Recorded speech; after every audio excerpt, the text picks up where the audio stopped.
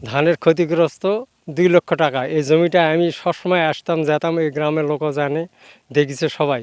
এই জমি আমরা আবাদ করছি, এই জমির ফসল যেটা হবে আমরা ছোলপল সবাই মিলে খাবো, কিন্তু এখন আমরা কি করে কীভাবে দিন পথ চালাবো?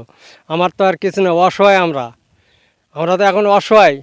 দয়া করে প্রশাসনের কাছে যাওয়া হয়েছে, দয়া করে আমার সুবিধা ব্যবস্থাটা যেন করে ইনশাআল্লাহ। এই জমি আমার ছেলে চাকরি করে, এই জমি রক্ষণাবেক্ষণ আমি করি।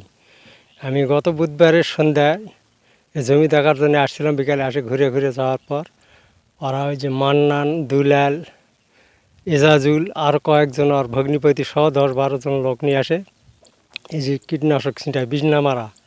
আমি ওখানে থাকার পর আমাকে হুমকি দেয়, মারার হুমকি দিয়ে আমাকে তাড়ে দেয়। ওইখানে আর কোনো মাঠে কোনো লোকজন ছিল না ওই সময়, সন্ধ্যা অবস্থায়।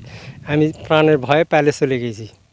সাব ইন্সপেক্টর মোহাম্মদ মেহেদী হাসান মৌসুম, পত্নীতলা থানা। বাদী আব্দুল মজিদের অভিযোগের প্রেক্ষিতে আমরা এসেছিলাম অভিযোগ তদন্ত করার জন্য। ওনার অভিযোগটা ছিল উনি প্রায় 1 বছর আগে এই 6 বিঘা জমি উনি নিজে ক্রয় করার পরে তারই হয়তো শরিকের বিভিন্ন লোকজন, চাচাতো ভাইরা মিলে তারা তার যে ক্রয়কৃত জমিতে স্প্রে মেশিন দিয়ে বিষ প্রয়োগ করে, যার ফলে ফসলের ব্যাপক ক্ষয়ক্ষতি হয়। প্রাথমিক তদন্তে যে ফসলের ক্ষয়ক্ষতি হয়েছে সেটা আমরা দেখতে পেলাম যে এখানে ধানের ব্যাপকভাবে ক্ষয়ক্ষতি হয়েছে। কে বা কারা এর সাথে জড়িত এটা আমরা তদন্ত করছি, তদন্ত সাপেক্ষে আইনগত ব্যবস্থা নেওয়া হবে। ধন্যবাদ।